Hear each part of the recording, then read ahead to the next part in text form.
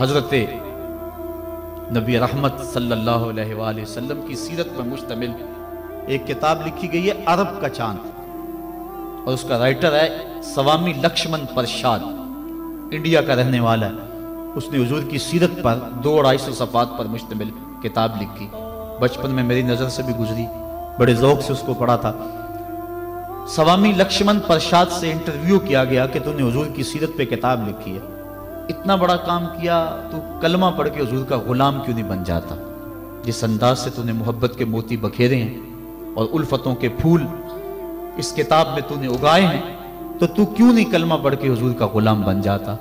تو لالو کا جواب سنیے، ہماری آنکھیں کھول دینے کے لیے کافی ہے، اور اتنا زناٹے دار تماچا ہے، اگر ہم محسوس کریں تو صدیوں اس کی کسک نہ جائے، اگر نہ محسوس کریں تو وہ ایک گاڑی کے پیچھے لکھا تھا، عقل نہ ہو تو موجیں موجیں، لیکن اگر سمجھنے کی بات ہو تو اتنی بڑی تنبیہ ہے کہ پاؤں کے نیچے سے زمین نکل جاتی ہے، اور ہمیں اپنے وجود سے شرم آتی ہے، ہمارے جسم کا ایک ایک رواں پسینے سے شرابور ہو جاتا ہے۔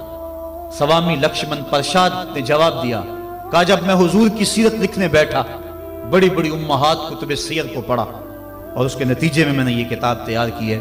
حضور کی سیرت کے روشن گوشے اور حضور کی زندگی کے درخشاں باب جب میں نے دیکھے تو یہ جذبہ میرے دل میں انگڑائیاں لینے لگا کہ میں دیر کیوں کرتا ہوں، حضور کا غلام کیوں نہیں بن جاتا۔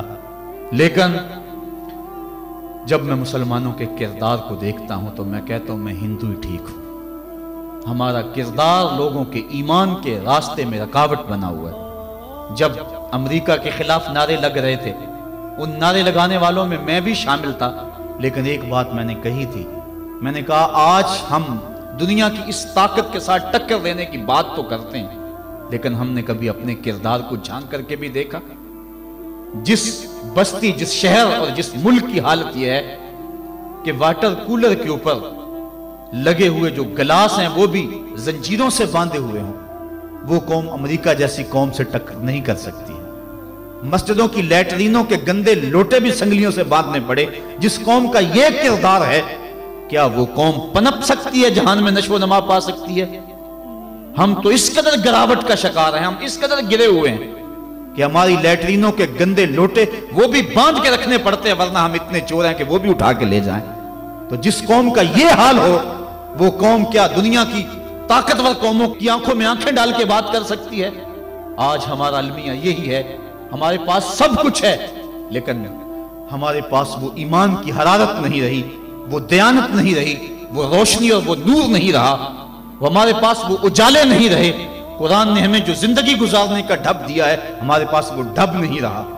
ہماری زندہ لاشیں لوگوں کے ایمان کے رستے میں رکاوٹ بنی ہوئی ہیں، ورنہ ہم اپنے صدر اسلام میں دیکھتے ہیں اور بعد کی کہانیاں پڑھتے ہیں تو دنگ رہ جاتے ہیں۔ امام محمد کا جنازہ اٹھتا ہے تو ایک یہودی آگے بڑھ کے جنازے کی چارپائی کو کندھا دینے کی خواہش کرتے ہوئے آگے بڑھتا ہے، اور جو ہی کندھا امام محمد کے جنازے کی چارپائی پہ چھوتا ہے تو اس کے لبوں پہ کلمہ جاری ہو جاتا ہے۔ ہمارے بزرگوں کی لاشیں بھی دین دیا کرتی تھی، ان کی میتیں بھی لوگوں کو کلمہ دیا کرتی تھی، اور ہماری زندہ لاشیں لوگوں کو اسلام سے ہٹا رہی ہیں۔ میں نے اور آپ نے اپنے رویے کو دیکھنا ہے، اپنے عمل پہ غور کرنا ہے۔